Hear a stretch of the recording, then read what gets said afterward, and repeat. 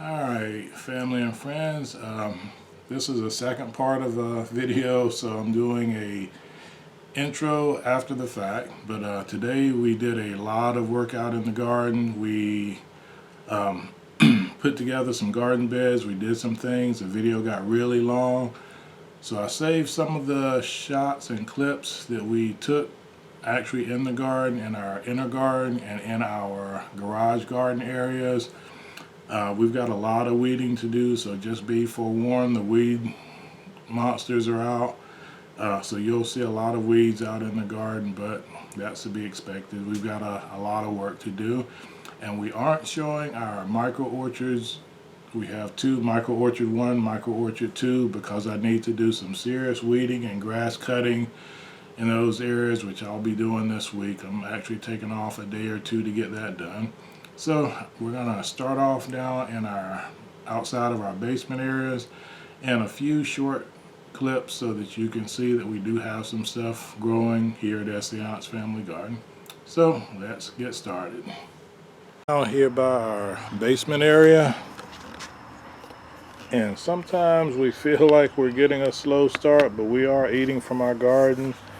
Our basement area is a bit of a microclimate, so the weather here is usually a little bit cooler in the warm months, so we can bring out some of our cool weather crops. Like here we've got some mustard greens, which we've been growing and cutting and eating off of. As you can see down there, Mrs. SG actually made some yesterday, and we've got some critter eating over here too, as you can see, but we don't mind. One of our former co-workers, Mr. Boston, said when you plant your garden, plant enough for you and enough for Mother Nature too. So we've still got some areas we've got to get set up. We're actually going to pull everything out of this area. We're going to lay down a sheet mulch, and then we're going to do the same thing. We're going to transplant some of our other leafy greens over here. Hopefully they will do well, along with our bees buzzing around. So we'll see how this area goes. We've got our comfrey container over here for our comfrey tea, or stone soup as we call it. I'm going to be cutting this, but we try not to cut it during the day because, one, we're going to leave a little bit for our pollinators, and two, Sapper don't like getting stung. So let me go show you something else we have. See, Mr. B is buzzing me already. Where did he go? You feed your bees. Where am I at? You feed your bees and you just hope that they're going to be grateful and not chase you off from the garden. So let me make a quick stop in our greenhouse. Check on our solar. So we're going to take a real quick look over here at our garage garden area, which I think I say it every time, we've got work to do, but we've gotten some done and more to go. So we've started getting our tomatoes out over here.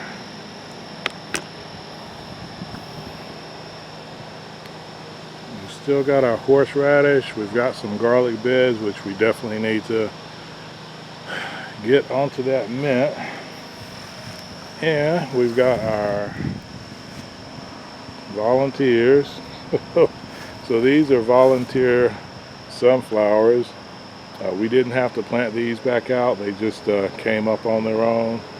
We've got our figs, which we've got a lot of dead branches here. So we did our fig overwintering a little bit differently this year, and it definitely did not work because most of this growth here is a new growth from the roots of the plant. So we'll go back to our burlap and plastic method. We use some winterization kits that we bought that didn't involve the burlap wrap, and you can see a lot of dieback here. So we live and we learn. and hopefully the garden still does okay. So we still got everything set up to do it the old way. We just tried it differently, and all this, you can tell, got kissed by the frost and is dead. So we'll come out, I'll come out, I'll cut off the dead branches and just leave the new growth to grow up and take advantage of the nutrients in this bed. And I've got a lot of work to do. I'm actually going to take a couple of days off just to come and work on the fence line here. We love having the honeysuckle for our bees, but unfortunately, if our bees are on the honeysuckle, they're probably not on our vegetables that we need pollinated, so we don't need this much. It's actually a reverse trap crop, so it's nice to look at. I don't know if you can see the bees buzzing in there. It's nice to look at, but if you've got too much of that, the bees may not make it over to pollinate your peppers, your tomatoes, your eggplant, all those other things that need pollinating. So we're going to come out here early one morning before the bees get started, and we're going to start chopping that away so that they don't have too much of a pollen source to keep them from going and pollinating the plants we want pollinated. Yeah, we've got a ton of honeysuckle, which we like for decoration on the fence and privacy, but yeah, I think we just went a little overboard this time. And the other thing about the honeysuckle is it also hides the poison ivy, which you can see some back there over our old straw bale garden, which we're not doing this year. And Mrs. SG and SK1 are allergic to the poison ivy, so we definitely don't want to have that mixed in with anything that we're reaching into. So a really big mishmash video this week, as our friend Digwell Greenfingers likes to term it. We kind of went around the globe as far as our garden. Apologies for the AC, it's a warm day today. But I want to let everybody see how things are going. And speaking of figs, these figs actually did a lot better. And we actually used the same method we used for the ones over by the garage garden. But for some reason they did a lot better. So a lot less. I see a couple of branches that are obviously dead, but a lot of new growth still coming up. So we'll play this one by ear, because obviously we get more fruit if we don't have any dieback on the figs. Like this, looks like the tip died off. Sorry about that. But the branch itself did not completely die back. So we'll see how this goes. It's always a learning process in the garden. And we added more rhubarb, which we probably didn't need, but you never have too much rhubarb. So hopefully you can see me, because I can't see anything. Real quick backyard edible garden update. We hope to get more stuff in and to show you. We've actually gotten a lot of seedlings in, but they're really tiny now. So we'll see how things go, especially as we move stuff out of the greenhouse.